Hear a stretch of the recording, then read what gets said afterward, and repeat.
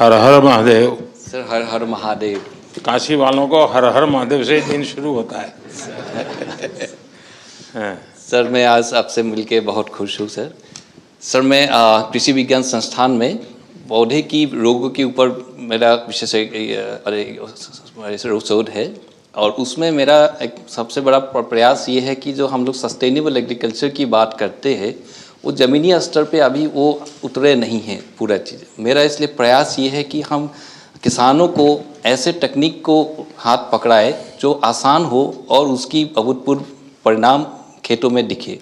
और मुझे लगता है इस प्रयास में हमको बच्चों, स्टूडेंट्स मेरा और महिलाओं की भागीदारी अहम है, और इसीलिए मेरा प्रयास ये है कि मैं स्टूडेंट्स के साथ गांव में जाता हूं और किसानों के साथ मैं महिलाओं को भी आगे बढ़ने के लिए प्रयास कराता हूं, ताकि ये छोटी छोटी जो टेक्निक्स हम लोग डेवलप किए हैं उससे सस्टेनेबिलिटी की तरह हम लोग कदम बढ़ा सकते हैं, और इससे किसानों को फ़ायदा भी हो रहा है। कुछ बता सकते हैं क्या किया है? सर हम लोगों ने बीज शोधन की टेक्निक को परफेक्ट किया है। हमने कुछ लोकल माइक्रोब्स को आइडेंटिफाई किए हैं। उससे जब हम बीज को शोधन करते हैं तो जब रूट्स आते हैं सर, वो पहले से ही वही विकसित जड़ बनते हैं, और उससे वो पौधा बहुत स्वस्थ बनते हैं, और उस पौधे में सर की बीमारियां कम लगती है क्योंकि जड़ इतने मजबूत हो जाते हैं। पौधे को वो एक अंदर से एक ताकत देते हैं कीट और बीमारियों से लड़ने के लिए। तो ये परिणाम लैब में करने वाला काम बता रहे हैं जी।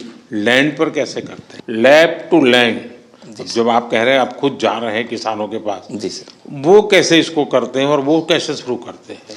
सर हम लोगों ने एक पाउडर फॉर्मुलेशन बनाए हैं, और इस पाउडर फॉर्मुलेशन को हम किसानों को देते हैं और उनके हाथों बीज को शोधन करवाते हैं।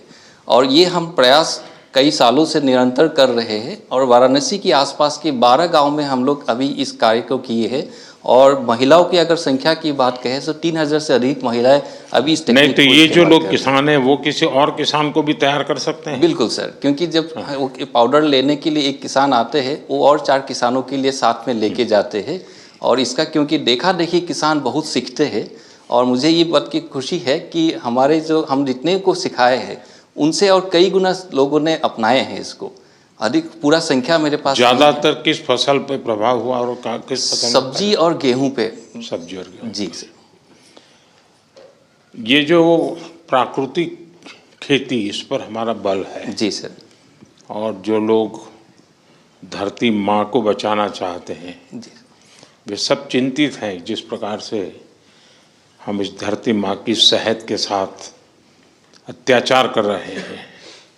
उस माँ को बचाना बहुत जरूरी हो गया है। जी सर। और उसके लिए प्राकृतिक खेती एक अच्छा उपाय दिखता है।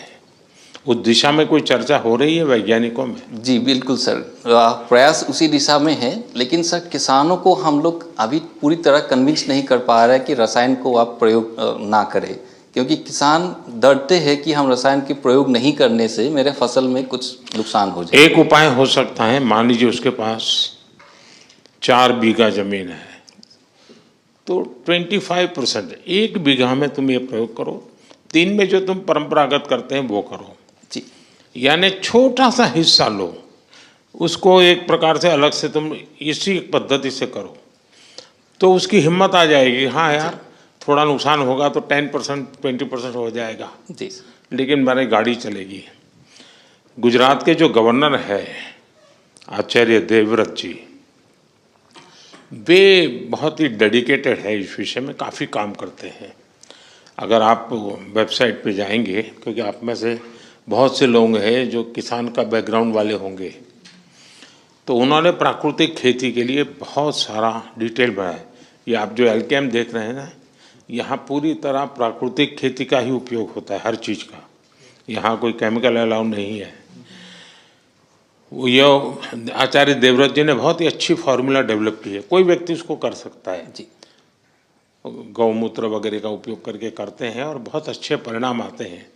अगर आप उसको भी स्टडी करें आपकी यूनिवर्सिटी में क्या हो सकता है तो देखिए। जरूर सर। चलिए, बहुत शुभकामनाएं। धन्यवाद। विश्व प्लस, जनहितक्ಕಿದು ಜಾಲದ ಜಾಲ।